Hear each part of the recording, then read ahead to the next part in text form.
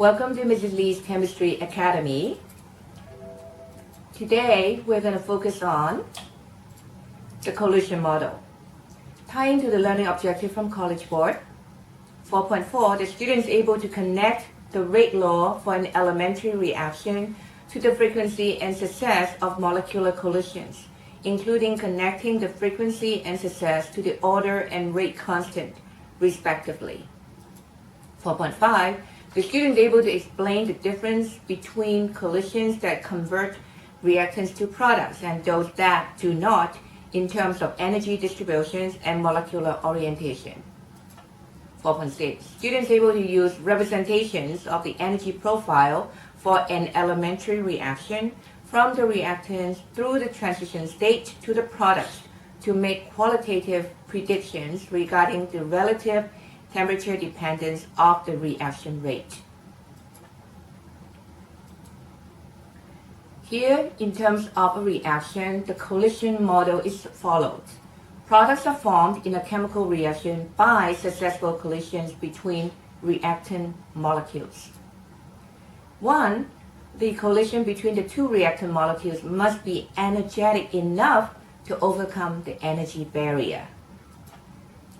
The reactant molecules must also have a proper orientation, meaning that they are aligned in a specific way that would allow for rearrangement of reactant bonds to form new product bonds. So here looking at a picture which represents effective collision. As you can see, the green atom from the left is going toward another green atom in a molecule. And now when they meet with proper orientation with sufficient kinetic energy of collision, there will be an effective collision and the new molecule based on the two green atoms are formed and breaking off the O bond from the red and the blue atoms. But not all collisions are successful. Here is a picture depicting the ineffective collision. The green ball is going toward the molecule which has the red ball facing it, and now they collide. However, this is an ineffective collision because it doesn't have proper orientation, although it might have sufficient kinetic energy, and no bond is formed between the green atom and the red atom, and they go away and the collision is unsuccessful and uneventful. Elementary steps. Reactions go through elementary steps that represent the actual interactions between the reactant molecules. In other words, we call them the mini steps. An overall reaction shows only the stoichiometry of reactant and products, not the pathway. These elementary steps are characterized by molecularity. If one molecule is to form the product, we call that unimolecular. If two molecules of A are involved to form the product, we call that bimolecular. If A colliding with B to form a new product, we also call that bimolecular since it involves two kinds of molecules. If A and B and C all collide at the same time to form a product, we call that termolecular, but this is rather rare. Order of an elementary reaction can be inferred from the number of molecules participating in a collision. Unimolecular, first order. Bimolecular, second order. Practice problem number 1. Use the energy profile to justify whether step 1 or mechanism 1 or 2 is the appropriate reaction mechanism. One being hydrogen colliding with iodine to form 2 moles of hydrogen iodide. That's a single step. And mechanism 2 has 2 steps. The first step being fast iodine molecule to become 2 iodine atoms. And then once the 2 iodine atoms are formed, it collides with the hydrogen molecule to form 2 moles of HI. And that's the rate determining step. Now here look at the diagram. The first activation energy is very small. The second activation energy is huge. Write the rate law. Determine the unit for the rate constant K. what's the molecularity of the rate determining step, and what is I? Is it an intermediate or catalyst? Indicate on the profile with activation energy, reactants, products, enthalpy change, energy of intermediate, and catalyzed pathway. And as I said earlier, in the mechanism 2, there is a large activation energy in the second step. Therefore, that's the rate determining step. Therefore, we would choose mechanism 2 as the more reasonable reaction mechanism. The rate is equal to rate constant times I raised to the power 2 times hydrogen, which is replaced by K times iodine concentration times hydrogen concentration, and it is first order in iodine and first order in hydrogen. So the rate constant is equal to rate over iodine and H2.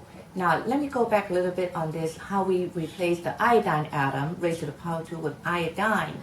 Because this iodine atom is made in the slow step, the rate determining step, but it is an intermediate and its concentration we cannot measure. Therefore, we need to relate it back to step number 1, where the iodine molecule forms 2 iodine atoms. Therefore, we can replace it with I2, iodine. So in terms of the unit for the rate constant is molarity per second over molarity squared, or molarity minus 1, second minus 1. The molecularity based on the rate determining step is termolecular. And iodine, in this case, is the intermediate that is made in step number 1, but consumed in step number 2. When you look at the diagram, you see that the activation energy for the second peak is quite large. Initially, we have the reactants, ending with the products. The enthalpy change is exothermic because it's negative.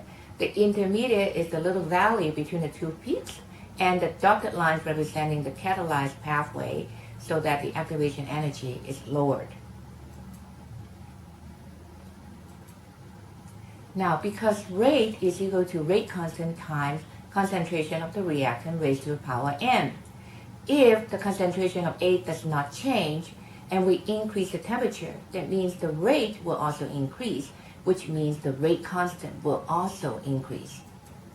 Therefore, one can conclude that the rate constant is dependent on temperature and increases exponentially as depicted by the diagram on the right. A 10-degree increase in temperature usually will increase the rate of a biological reaction by 2 or 3 times. Activation energy, E sub A, is an energy barrier that must be overcome for reactants to become products. Like in this diagram here, you see we have H3C, single bonded to the N, triple bonded to the C as a reactant, and we want to end up with a product in which the order of C triple bond N is reversed. The highest energy intermediate state is called the activated complex, as I indicated with an arrow here. And it is a transition state where reactant bonds have been weakened, but new bonds have not been formed yet. So at this point, some decisions will have to be made. Now, if it doesn't have enough momentum or thrust to go over the hill of the activated complex, then these intermediate species will roll back down and end up with reactants with uneventful collision. But on the other hand, if it has enough momentum and get over the hill, the activated complex, then it would roll over to the other side as product. The higher is the activation energy, the slower is the rate. Let's go back to the thermal energy distribution. The kinetic energy distribution curve shows that particles in the gas sample have a range of energies at any given temperature.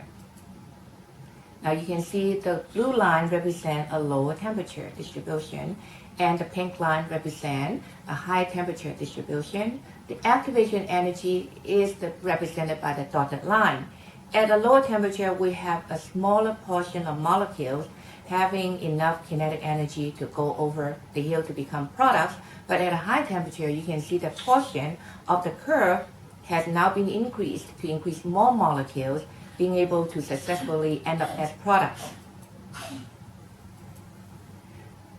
So, in the Arrhenius equation,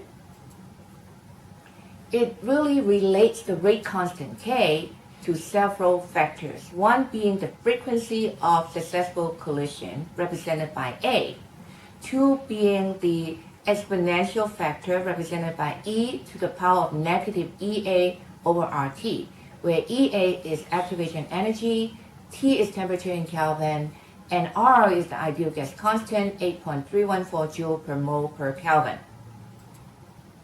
Now the frequency factor A represents the number of times that the reactants approach the activated barrier per unit time.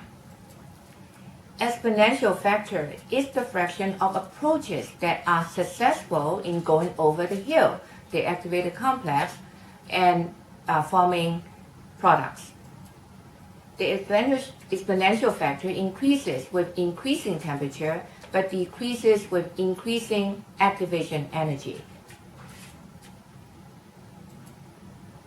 There's a linear relationship of Arrhenius equation, which is represented by the equation natural log of rate constant 2 over rate constant 1 equal to activation energy over ideal gas constant times 1 over T1 minus 1 over T2 in Kelvin.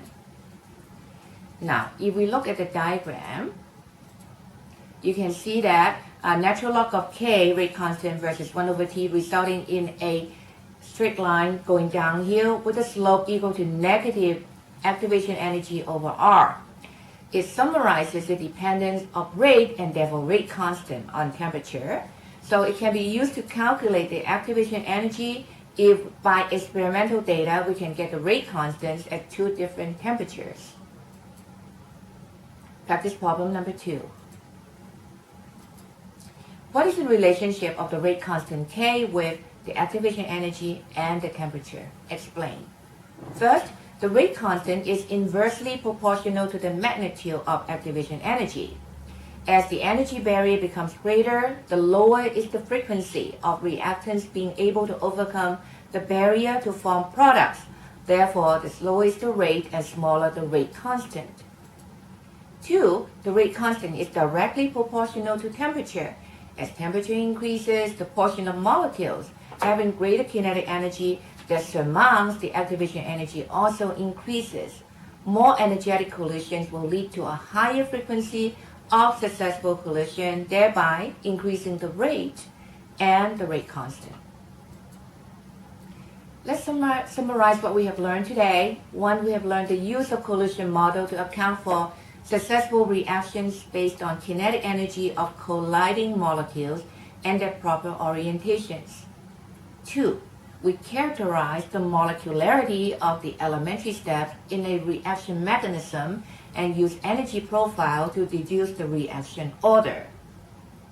3, we understand the dependence of the rate constant on temperature. And finally, the Arrhenius equation that ties the rate constant to frequency factor, activation energy, and temperature.